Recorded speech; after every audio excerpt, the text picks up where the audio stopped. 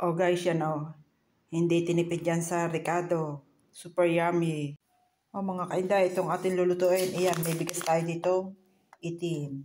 At yan, ito ang ating lalahok. Ayan, magkaibang brands. May dalawang itlog. Sa itlog, bahala kayo nilaga o pritongin nyo. Ari ay mortadella, ham. Ngayon, itong ating bigas, tatakalin ko siya. Nakalagay din ay kalahating kilo. Ay, siyempre, sasain ko sa rice cooker. Tatakalin ko kung ilang sa tubig. Oh guys, yan, isang baso. Kalahating kilo yan ha. Ay kasi sa rice cooker ako magsasayang, hindi ako maalam kung ilang tubig, ilang bigas, yun din ang tubig na inilalagay ko. Dalawa. Biglang ganyan. Para makakatatlo yata. Oh, wait, tatlo. Oh. Tatlong baso. Kulo na kaunti. Oh. Tatlo. Ayan.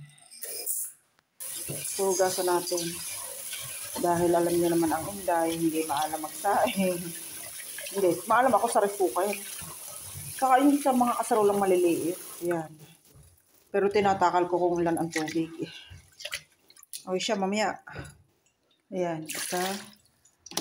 Itipan dalawa.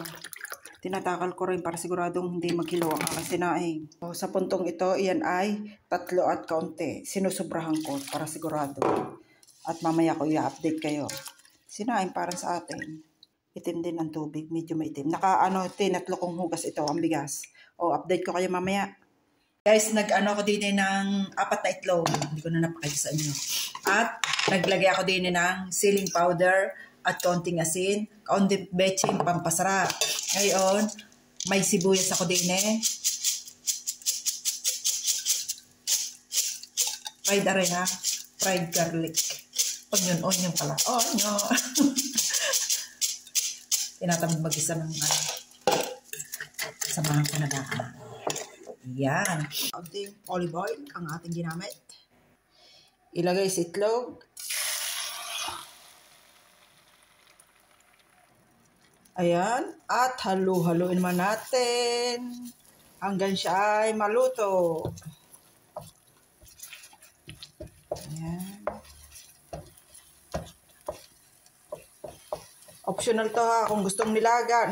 Kung prito. Ako'y sinipag, kaya ako'y nagprito at para mas masarap yung ating gagawin. Hindi ko na rin nalagyan ng olive oil yung aking nilulutong bigas. Guys, ito yung mortadella. Kain na lang ito. Gagayatin ko naman siya na pakayo. Bahala na kayo kung gano'ng kalalaki. Ito na lang ang aking binili at mas nakakamura ako. Kung gusto maglagay ng hotdog, maglagay kayo ng hotdog. Ayan. Pag yan na.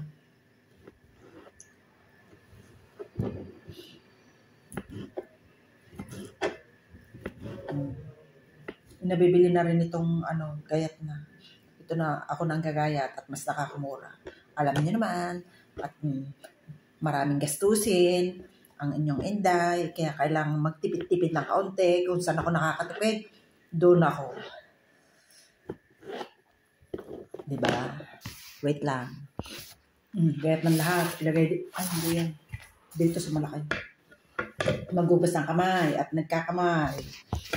Gagamit ako ng 1 tonong malaki. Isasama ko na yung olyo, yung mantika, at yan ay masarap. Ilang grami, aray, basta yung malaki. Wait lang. 200 gram. Ang laki na rin. Yan. O, yung isang buti din sinala ko sa lain at para hindi sumama yung sabaw. Ilagay dyan. Ayan, sinala ko din yung isa. Dalawang isang may mantika, isang soto olyo at isang may suka siya. Dalawang klase yung ginamit ko. Bahala na kayo kung Ilagay ulit. At hahaluin natin ngayon. Haluin natin. Wala pa akong nilalagay din ng asin at yung ating kuwan ay niluto natin.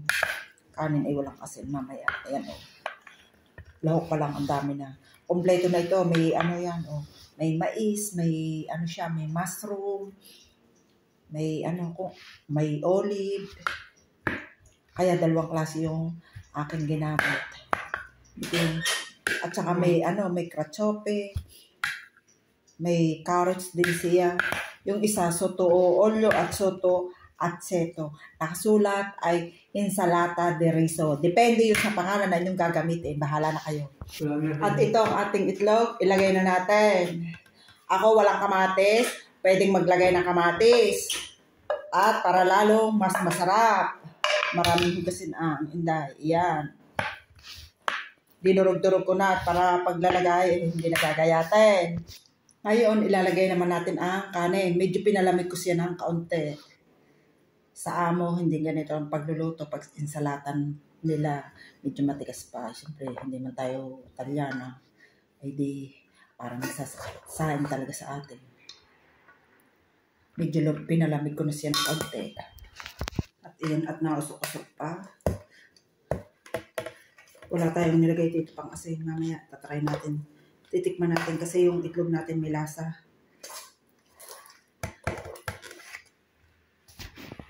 Guys, yan, nailagay na natin ang kanin. Sa puntong ito, maglalagay ako ng olive oil. Mga 2 kutsarita laang. Mamaya natin titingnan. Kasi pag sobrang dami rin naman ng oil, kasi yung sa ating tono ay isinama natin. Mix natin.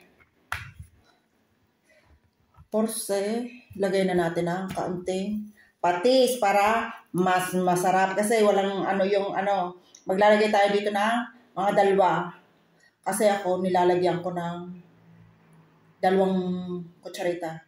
Sa aking amo, ang ginagawa ko, nilalagyan ko ng Knorr cube para may lasa. At pag nagluto ako, nilalagyan ko na rin ng olive oil para yung kanin ay hindi dry na dry siya. Ayan. Haluin ng haluin. Wait lang. Ang ganda ng kulay. Wari kayo aring malasang malasa sa daming tono at saka yung Kaya naman ako nagawa na Siyempre para naman matikman ang aking mag-ama. Ang aking anak ay sigurado nakakatikim yan ng ganyan. Ay si Mister. Hindi nakakatikim at hindi naman kami nakakain sa restaurant. At kung kumain man ay hindi na yun orderin na ay diga iyan. Ang sarap na yan. May ulam na, may kasama pang kanin. Guys, ito na yung ating ginawang insalata de riso. Hindi natin tinipid at nang masiyahan naman ang ating ang aking mag-aama. Yan, super yummy yan. Healthy. Ito kahit maka 2 araw hanggang 3 araw, okay lang yan. At hindi tayo naglagay dyan ng kamatis.